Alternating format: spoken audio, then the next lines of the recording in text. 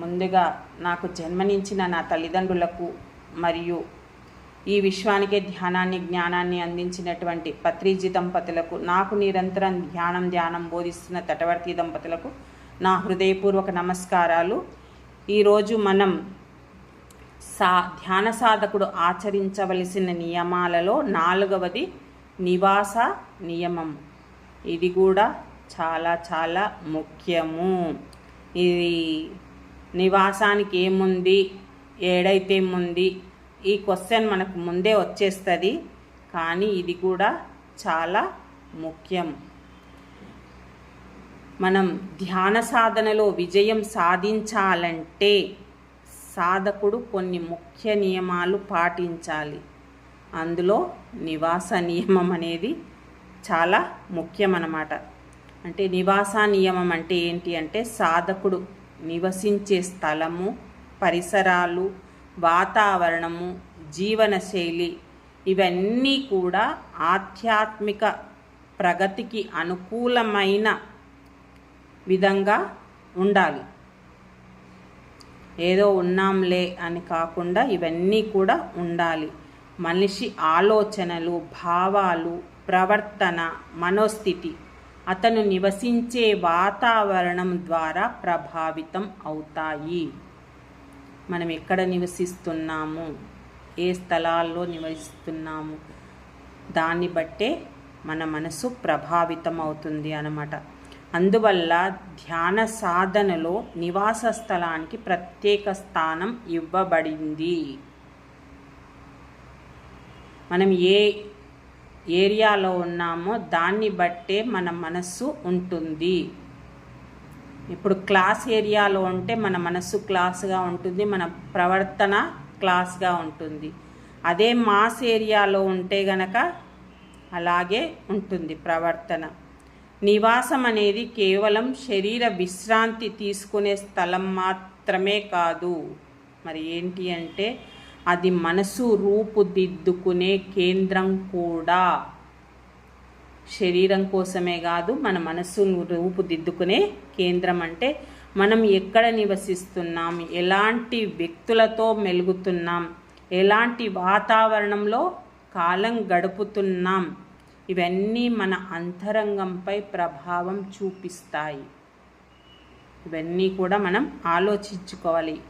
మనం ప్రశాంతమైన వాతావరణంలో, పరిశుభ్రమైన సాత్వికమైన వాతావరణంలో నివసించే వ్యక్తికి ధ్యానం సులభంగా కుదురుతుంది. నిజమే కదా. మనం ప్రశాంతంగా ఉన్నామనుకోండి, అంటే మన చుట్టూ ప్రశాంతంగా ఉందనుకోండి, ఎంతో ప్రశాంతంగా ఉంటుంది మన మనస్సు. అంతెందుకు మన ఇంట్లోనే బాగా లొల్లి చేస్తున్నారనుకోండి, ప్రశాంతంగా ఉండగలుగుతామా? ఏందిరా నాయన నీ లొల్లి అని అంటాం. ఆ గంట సేపటికి, ఆ 2 నిమిషాల టయానికే మనం అల్లాడిపోతాం.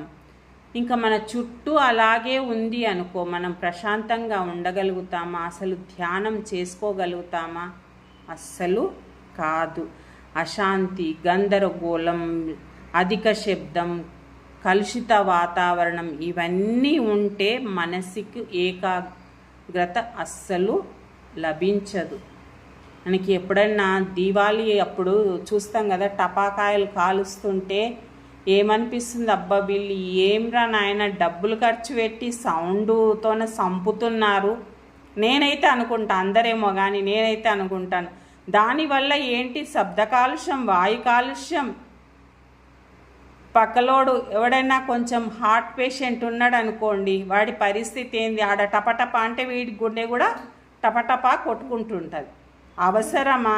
నేనైతే ఇదే అనుకుంటాను, వీళ్ళకి డబ్బులు ఎక్కువై ఈ పని చేస్తున్నారు అని. ఇవన్నీ కూడా ఉంటాయన్నమాట. అందుకని మనం చాలా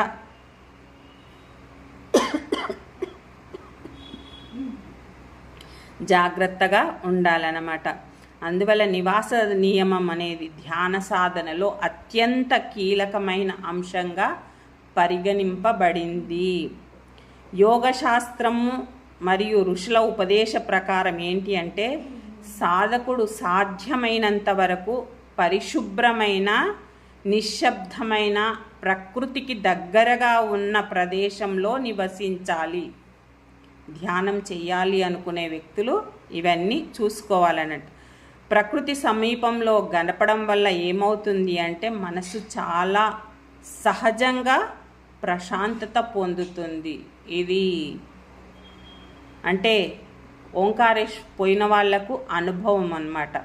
ఎలా ఉంటుంది, ప్రకృతిలో ఉంటాం కాబట్టి ఎంత మనసు హాయిగా ఉంటుంది అంటే అంత ప్రశాంతంగా ఉంటుంది. అక్కడి నుంచి వదిలి రావాలన్నా రాబుద్ది కాదు. ఎందుకు అంటే ఆ చెట్లు, ఆ పచ్చదనము, ఆ పక్షుల కిలకిల రావాలనుకోండి, సూర్యాస్తమయము, సూర్యోదయము, ఇవన్నీ కూడా మనసుని ఎంతో ప్రశాంతపరుస్తాయి.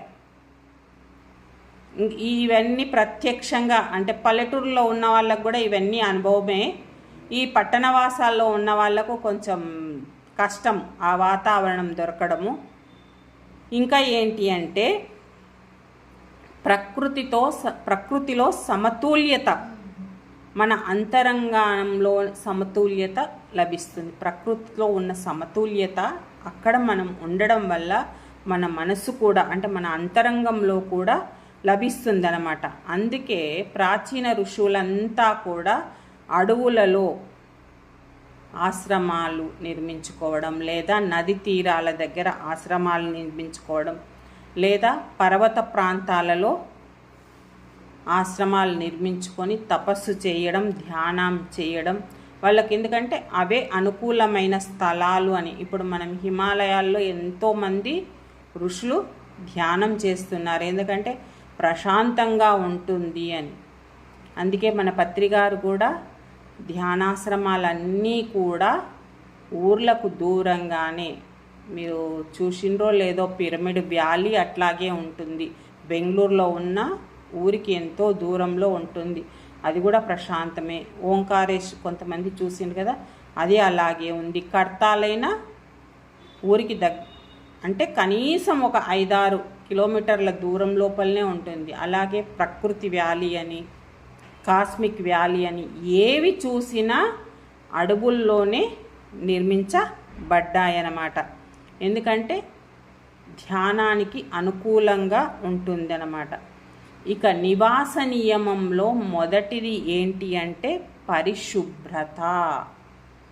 ఈ పరిశుభ్రత చాలా అవసరం. అంటే ధ్యాన సాధకుడి నివసించే గది, ఇల్లు, ధ్యాన స్థలం ఎప్పుడు కూడా శుభ్రంగా ఉండాలి.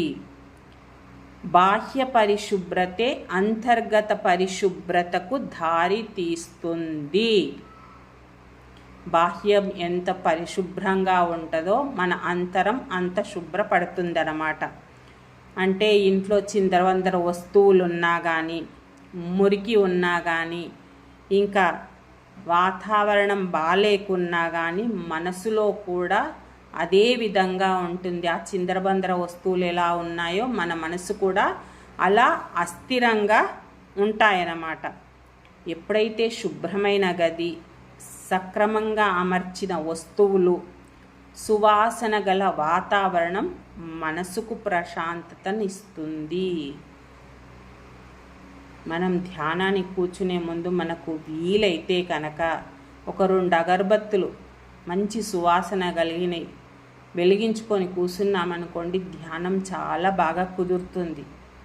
కానీ ఇప్పటి ప్రస్తుత కాలంలో ఊదుబత్తులు అంటేనే పడకుండా అయిపోయినాయి, కానీ చాలా బాగుంటుందన్నమాట. ఈ ధ్యానానికి కూర్చునే స్థలం కూడా ప్రత్యేకంగా శుభ్రంగా ఉంచడం ద్వారా ఆ ప్రదేశంలో ఆధ్యాత్మిక స్పందన పెరుగుతాయని మహనీయులు చెప్పడం జరిగింది. ఇది కూడా చాలా ముఖ్యమన్నమాట. అంటే ఆ స్థలాన్ని మనము మామూలుగా దేవుడి గది అని పవిత్రంగా ఉంచుతాం కదా, అదేవిధంగా మనం ఏ స్థలంలో అయితే ధ్యానం చెయ్యాలి అనుకుంటామో, అంటే మనం ఒక స్థలాన్ని కేటాయించాలి, రోజు అదే స్థలంలో కూర్చోవడం ముఖ్యమన్నమాట. ఆ స్థలాన్ని కూడా అంతే పవిత్రంగా, నువ్వు దేవుడి గదిని ఎంత పవిత్రంగా చూస్తావో అంతే పవిత్రంగా ఉంచితే అక్కడ ఆధ్యాత్మిక స్పందన అనేది పెరుగుతుందంటే ఆ స్థలానికి వచ్చిందాడే ఒక రకమైన అంటే పాజిటివ్ ఎనర్జీ మొదలవుతుంది. మా ఇంటికి వస్తే ఎవరన్నా అంటారనమాట, మీ ఇంట్లో పాజిటివ్ ఎక్కువ ఉంది అని. అంటే మా ఇంటి నిండా అవే ఉన్నాయి, పిరమిడ్లు, సార్ పోస్టర్లు ఇవే ఉంటాయన్నమాట. అందుకే వాళ్ళకి అలా అనిపిస్తుందో ఏమో, అదే చెప్తారనమాట.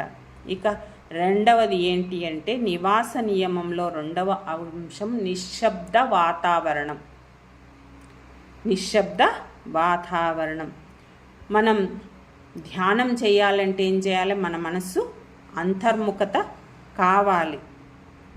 అంతర్ముఖత కావాలి అంటే ఎంతో నిశ్శబ్దం అవసరం. మరి అధిక శబ్దం కానీ, టీవీ పెట్టడం కానీ, సంగీతము లేదా ఇంకెన్నో ఉంటాయి కదా సౌండ్లు, అలాంటివి ఏవి ఉండకుండా చూసుకోవాలి. అవన్నీ ఉండడం వల్ల ఏమవుతుంది? ఇప్పుడు టీవీయే పెట్టారనుకోండి, మనం ధ్యానంలో కూర్చున్నాం, అక్కడ ఏదో ఒకటి మంచి సీన్ వస్తుంది అనుకోండి, అప్పుడు ఏం చేస్తాము? మన ధ్యానం పక్కకెట్టి కళ్ళు తెరిచి ఆ టీవీని చూస్తాం. ఏంది ఆ సన్నివేశము అని. అంటే ఇక్కడ మన ధ్యానానికి విఘ్నం ఏర్పడినట్లే, మన మనస్సును అటువైపు లాగుతుంది. ధ్యానాన్ని కూర్చునే ముందు ఎలాంటివి లేకుండా చూసుకోవాలన్నమాట. ఎంత ప్రశాంతమైన స్థలంలో ఎలాంటి శబ్దాలు లేకుండా చూసుకొని ధ్యాన సాధనకు కూర్చోవాలన్నమాట. పూర్తిగా శబ్దరహిత స్థలంని ఎంచుకోవాలి. శబ్దాలు వస్తుంటే మనం అస్సలు కూడా చెయ్యలేము. మన ధ్యాన సాధనలో అంతరాయాలు ఏర్పడుతూనే ఉంటాయి. కాబట్టి నిశ్శబ్ద స్థలాన్ని ఎంచుకోవాలి. ఎప్పుడైతే నిశ్శబ్దము ఉంటామో మనసుకు విశ్రాంతి అందించిన వాళ్ళం అవుతామన్నమాట. ఇంకా మనసు చంచలత్వం అనేది తగ్గుతుంది. లేదా ఆ శబ్దాలు వస్తుంటే అదేంది ఇదేంది అన్నట్టు అటు ఇటు పరుగులు తీస్తుందన్నమాట. అందుకని నిశ్శబ్దాన్ని ఎంచుకోవాలి. అప్పుడే లోపలి చైతన్యాన్ని అనుభవించడానికి మనకు ఇది సహాయపడుతుంది. ఇక నివాస నియమంలో మూడవది ఏంటి అంటే సాత్విక వాతావరణము. సాత్విక వాతావరణం ఏంటి? ఈ సాత్వికం ఏంటి, వాతావరణం ఏంటి అనుకోకండి. ఏంటి అంటే ఇంట్లో జరిగే సంభాషణలు, వినోదాలు, ఆలోచనలు, భావోద్వేగాలు అన్నీ కూడా మనసుపై ప్రభావం చూపిస్తాయట. మన ఇంట్లో మాట్లాడే మాటలు మనకి ఎంతో ప్రభావం చూపిస్తాయట. అంటే టార్కమ్ సెరైడా అని ఒక అమెరికా సైంటిస్ట్ అనమాట. ఈ ధ్యానంలోనే ఉన్నాడు ఆయన. ఆయన చనిపోయిండలే కానీ. అయితే వాళ్ళ ఇంట్లోనట ఏదన్నా కుటుంబానికి సంబంధించిన విషయాలు మాట్లాడుకోవాలి భార్యాభర్తలు అంటే ఇంటికి 1 కిలోమీటర్ దూరం వెళ్ళి మాట్లాడుకొని వచ్చేవాళ్ళట. అంటే అంత ప్రభావం పడుతుందన్నమాట. మనమేమో ఏం చేస్తాము? పిల్లల ముందు మాట్లాడొద్దురా నాయనా అంటేనే పిల్లల ముందే మాట్లాడేస్తుంటాం. కానీ వాళ్ళేమో అలా 1 కిలోమీటర్ 2 కిలోమీటర్ల దూరం వెళ్ళి వాళ్ళకి కావాల్సిన సంభాషణ మాట్లాడుకొని వచ్చి వాళ్ళంట నాకు ఈ విషయం తెలిసినప్పుడు చాలా ఇది అనిపించింది, ఓ ఇంత ప్రభావం ఉంటుందా అనేది. అందుకని మనం చాలా జాగ్రత్త వహించాలన్నమాట. కోపం, ద్వేషం, కలహాలు ఇవన్నీ కూడా మనం కనీసం ఆ ధ్యాన స్థలానికి దూరంగా ఉండే విధంగా చూసుకోవాలన్నమాట. ఆ ధ్యానానికి అడ్డంగా ఉండకుండా చూసుకోవాలన్నమాట. అలా కాకుండా ప్రేమ, గౌరవం, దయ, పరస్పరం గౌరవం, ఆధ్యాత్మిక చర్చలు ఇవన్నీ కనుక ఉంటే ధ్యానానికి ఇంకా అనుకూలత ఏర్పడుతుంది. మన మనసును ఉన్న స్థాయి నుంచి ఇంకా ఉన్నత స్థాయికి తీసుకెళ్తుంది. ఏంటి కలహాలు, కోపం ఉంటేనో మనని ఇంకా కిందికి దిగజార్చుతుంది. అదే ప్రేమ, దయ, కరుణ ఇవన్నీ ఉంటే మన ధ్యానం ఇంకా పైకెళ్తుందన్నమాట. అందుకే సాధకుడు తన నివాసాన్ని సాత్విక గుణాలతో నింపడానికి ప్రయత్నం చెయ్యాలి. ఇది కూడా చాలా చాలా ముఖ్యమన్నమాట. ఇక ధ్యాన సాధకుడు నివసించే ప్రదేశంలో ఒక ప్రత్యేక ధ్యానములను ఏర్పాటు చేసుకోవడం ఎంతో ప్రయోజనకరం. అంటే ప్రతిరోజు కూడా ఒకే ప్రదేశంలో ధ్యానం చేయడం వల్ల ఆ స్థలంలో ఆధ్యాత్మిక స్పందనలు క్రమంగా పెరుగుతాయన్నమాట. మనకి ఆ స్థలంలో కూర్చోగానే మనసు ధ్యాన స్థితికి సిద్ధం అవుతుంది. ఇప్పుడు చూడండి, రోజు ఒకే స్థలంలో కూర్చున్న మనకు ఆ స్థలం పోయిందాడే ఆ వైబ్రేషన్స్ అనేది మనకి వస్తూ ఉంటాయి. అందుకని ఒకే స్థలంలో కూర్చోవడం అలవాటు చేసుకోవాలి. ఒక చిన్న గది కానీ, ఒక మూల కానీ, లేదా ప్రశాంతమైన ప్రదేశమైనా సరే, ఏదైనా సరే దానిని ధ్యానానికే అంకితం చెయ్యాలి. అక్కడ ధ్యానం తప్ప వేరే ఏది చెయ్యకూడదు. అంటే నువ్వు ఇప్పుడు ఓ ప్లేస్ ఎంచుకున్నావు, అక్కడే టీవీ ఉందనుకో, నేను ఈయనే కూర్చొని టీవీ చూస్తా, ఈయనే కూర్చొని ధ్యానం చేస్తా, ఈయనే కూర్చొని తింటా, ఈయనే కూర్చొని ముచ్చట్లు పెడతా అంటే కాదు. నువ్వు ధ్యానానికి కేటాయించినప్పుడు ఆ స్థలాన్ని ధ్యానంనికే ఉపయోగించుకాను, మిగతా వాటికి ఉపయోగించకు. చదువుకోవాలనుకుంటే ఓకే, ఆధ్యాత్మిక గ్రంథాలు చదువుకో అక్కడ కూర్చొని. కానీ టీవీ చూడడము, లేదంటే ఊసిపోని కబుర్లు పెట్టడము ఇలాంటివి మాత్రం చేయకూడదు. ఇంకా మీకు అక్కడ వీలుంటే, స్థలం ఉంటే, మనకు అంటే ఈ ఆధ్యాత్మిక సంబంధించిన గ్రంథాలు కానీ, ఇంకా మంచి సువాసన వచ్చే ధూపాలు, దీపాలు ఏవైనా పెట్టుకొని ఉంటే ఇంకా ఆ స్థలానికి పవిత్రత అనేది ఏర్పడుతుంది. ఇవన్నీ కూడా మన మనస్సును ఇంకా ఇంకా ఆధ్యాత్మికం వైపుకు మళ్ళిస్తాయి. ధ్యానం ఇంకా లోతులకు వెళ్ళడానికి సహకరిస్తాయన్నమాట. ఇక ఈ నివాస నియమంలో ఇంకోటి ఏంటి ముఖ్యమైనది అంటే సత్సంగం. ఇది కూడా చాలా ముఖ్యమైనది. మనం ఎవరితో నివసిస్తున్నాము, ఎవరితో కలిసి నివసిస్తున్నాము, ఎవరితో ఎక్కువ సమయం గడుపుతున్నాము అనేది చాలా ముఖ్యం. ఎందుకంటే వారి వ్యక్తిత్వాన్ని ప్రభావితం చేస్తాయన్నమాట. అంటే వాళ్ళ యొక్క మనసును మన మీద ప్రభావితం చేస్తాయన్నమాట. అంటే మంచి గుణాలు కలిగిన వారితో మనం కనుక సహవాసం చేస్తే మనసు ఉత్తేజితం అవుతుంది. అంతే అంటారు కదా, 6 నెలలు సహవాసం చేస్తే వాడు వీడవుతాడు, వీడు వాడవుతారు. అంటే మంచి వాడితో సహవాసం చేసినప్పుడు మంచిగా మారుతాం. అదే చెడు వ్యసనాలు, చెడు అలవాట్లు ఉన్న వాళ్ళతో కనుక మనం సహవాసం చేస్తే ఏమవుతుంది, మన సాధనకు ఆటంకం ఏర్పడుతుంది.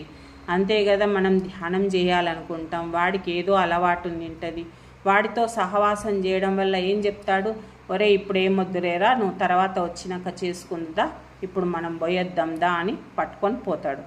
దానివల్ల ఏమవుతుంది, మన సాధనకు ఆటంకం ఏర్పడుతుంది. అందువల్ల చూసుకోవాలి మనం ఎవరితో సహవాసం చేస్తున్నాం, వీడి వల్ల ఏంటి, మన సాధనకు ఉపయోగపడే వాళ్ళ దగ్గరే మనం సహవాసం చేయడం చాలా ఉత్తమం అన్నమాట.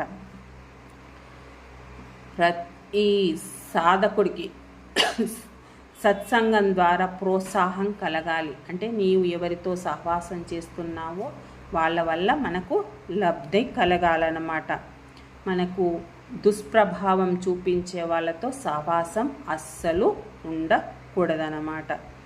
ఇక ఈ నివాస నియమం అనేది భౌతిక స్థలానికే పరిమితం కాదు, మరి ఏంటి అంటే మనం నివసించే మానసిక ప్రపంచానికి కూడా ఇది సూచిస్తుంది అన్నమాట. అంటే ప్రతికూల ఆలోచనలు, భయాలు, ఆందోళనలు, కోరికలు ఇవన్నీ అధికంగా ఉన్నప్పుడు ఏమవుతుంది, మన మనస్సు అశాంతిగా ఉంటుంది. ఇవన్నీ మనకి అనుభవమే అన్నమాట. అందువల్ల సాధకుడు తన అంతరంగాన్ని ఎప్పుడు కూడా పరిశుభ్రంగా ఉంచుకోవాలి. అంటే ఏం చేయాలి? పరిశుభ్రంగా ఉంచుకోవాలంటే మంచి ఆలోచనలు చేయాలి, స్వాధ్యాయం చేయాలి, మంచి సద్భావన కలిగి ఉండాలి. ఇంకా ఎన్నో మన వీడియోలు ఆడియోలు ఉన్నాయి మన గురువులు చెప్పినవి, అవన్నీ వింటూ అలా ఉండాలి. అలా ఉన్నప్పుడే మన మానసిక వాతావరణం ప్రశాంతంగా ఏర్పడుతుందన్నమాట. అందుకని ఎప్పుడూ కూడా ప్రశాంతంగా ఉండే విధంగానే చూసుకోవాలన్నమాట. కానీ ఈ ఆధునిక కాలంలో పట్టణ జీవితం, ఇదంతా మన హైదరాబాద్ వాళ్ళకి వర్తిస్తుంది. రద్దీ, కాలుష్యం, ఇంకా వేగవంతమైన జీవనశైలి కారణంగా పూర్తిగా ప్రశాంతమైన నివాసం అందరికీ సాధ్యం కాదు. పల్లెటూరులో ఉన్న వాళ్ళకు, ఊర్లలో ఉన్న వాళ్ళకి ఇది సాధ్యం. కానీ ఈ పట్టణవాసంలో ఉన్న వాళ్ళకి మాత్రం నిజంగానే, ఈ హైదరాబాద్లో ఉన్న వాళ్ళది మాత్రం చాలా ఘోరం. ఎప్పుడు రద్దీయే, ఎప్పుడు కాలుష్యమే, ఇక ఉరుకులు పరుగులు ఇదే ఉంటుందన్నమాట. అయినా సరే ఏం చేయాలి? సాధకుడు తన పరిధిలో సాధ్యమైన మార్పులు చేసుకోవచ్చు. సాధకుడు తనకి, అంటే ధ్యానం చేసే సాధకుడు తనకు అవసరం, ఏ విధంగా అవసరమో ఆ విధంగా ఉంచుకోవచ్చు. అంటే గదిని శుభ్రంగా ఉంచుకోవడము, చుట్టూ మొక్కలు పెంచుకోవడము, అనవసరమైన శబ్దాలను తగ్గించడము, ధ్యాన సమయాన్ని కుటుంబ సభ్యులకు తెలియజేయడం వంటి చిన్న మార్పుల ద్వారా పెద్ద మార్పును తీసుకురాగలుగుతాం. ఈ చిన్న మార్పులే, కానీ దీనివల్ల మనలో ఎంతో పెద్ద మార్పు వస్తుంది. కాబట్టి ఇవన్నీ కూడా మనం చూసుకోవాలన్నమాట. ఇంకా నివాస నియమము ఆరోగ్యాన్ని కూడా మేలు చేస్తుంది.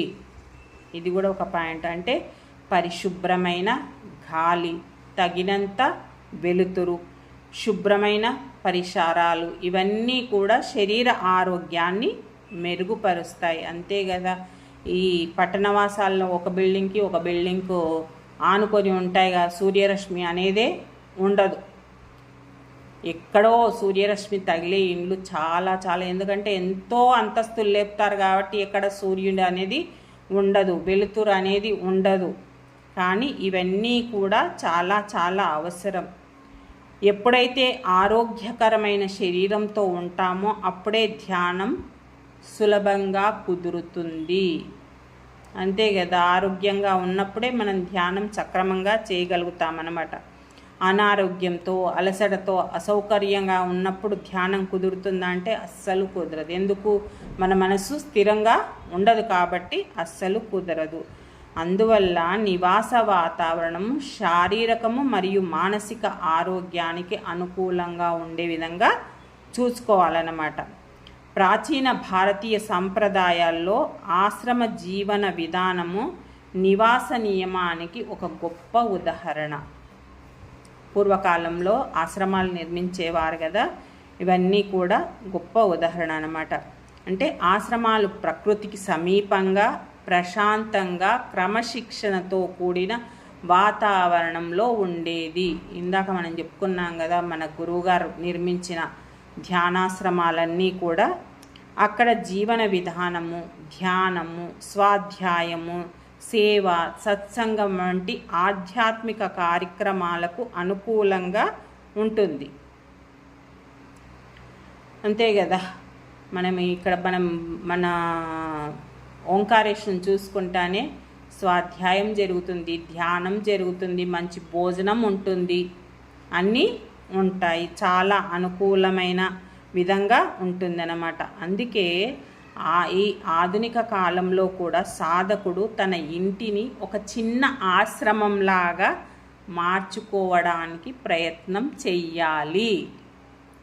అంటే మనం ఆశ్రమాలలో పోయి ఉండలేము, అంత సమయము లేదు, ఈ ఉరుకుల పరుగుల జీవితానికి. కాబట్టి మన ఇంటిని ఒక చిన్న ఆశ్రమంలాగా ఏర్పరచుకోవాలి. ఇక నివాస నియమం మన జీవితాన్ని ఏం చేస్తుందంటే క్రమబద్ధత పెంపొందిస్తుంది. శుభ్రమైన పరిసరాలు, క్రమబద్ధంగా అమర్చిన వస్తువులు, నిర్ణీత స్థలాలు మనసును క్రమశిక్షణను పెంచుతాయి. ఈ క్రమశిక్షణ ధ్యానంలో ఏకాగ్రతను పెంపొందించి ఆధ్యాత్మిక అభివృద్ధిని వేగవంతం చేస్తాయి. ఇవన్నీ కూడా అంటే మనం పెట్టుకునే వస్తువులు, మనం నిర్మించుకున్న ఇల్లు కానీ అన్నీ కూడా మన క్రమశిక్షణను పెంచుతాయి, మన ఏకాగ్రతను కూడా పెంచుతాయి అన్నమాట. ధ్యాన స్థాయిలో సాధనలో ఉన్నత స్థితులను పొందాలి అంటే బాహ్య ప్రపంచం మరియు అంతరంగం రెండు కూడా అనుకూలంగా ఉండాలి. ఈ ధ్యానంలో ఇంకా పైకి ఎదగాలంటే బాహ్యము అంతరము రెండు కూడా అనుకూలంగా ఉంటేనే మనం ముందుకు వెళుతాం. దానికి మార్గం ఏంటి అంటే నివాస నియమము మధ్యస్థంగా ఏర్పరుస్తుందన్నమాట. ఏంటి? పరిశుభ్రమైన ప్రశాంతమైన సాత్విక వాతావరణం మనసును సహజంగా అంతర్ముఖం చేస్తుంది. ఇంకా అలాంటి వాతావరణం ధ్యానం చేయడం వల్ల సాధకుడు లోతైన శాంతిని, ఆనందాన్ని మరియు ఆత్మానుభూతిని పొందుతాడు. రెండిటికి అని చెప్పుకున్నాం కదా, ఇది అన్నమాట. ఇక నివాస నియమము ధ్యాన సాధకుడి జీవితానికి ఒక బలమైన ఆధారం అన్నమాట. నివసించే స్థలం పరిశుభ్రంగా, ప్రశాంతంగా, సాత్వికంగా ఉండడం ద్వారా మనసు స్థిరపడుతుంది, ఏకాగ్రత పెరుగుతుంది, ఆధ్యాత్మిక చైతన్యం వికసిస్తుంది. నివాసం కేవలం శరీరానికి ఆశ్రయం మాత్రమే కాదు, అది ఆత్మ వికాసానికి ఆలయం కూడా అన్నమాట. అందువల్ల ప్రతి సాధకుడు కూడా ఏంటి అంటే తన నివాసాన్ని పవిత్రంగా, క్రమబద్ధంగా, ఆధ్యాత్మికంగా రూపొందించుకొని ధ్యాన మార్గంలో నిరంతరం ముందుకు సాగాలి. కాబట్టి నివాస నియమం అనేది కూడా చాలా చాలా ముఖ్యము. ఓకే ఫ్రెండ్స్, మీ విలువైన సమయాన్ని ఇచ్చినందుకు మీ అందరికీ ధన్యవాదాలు. Thank you.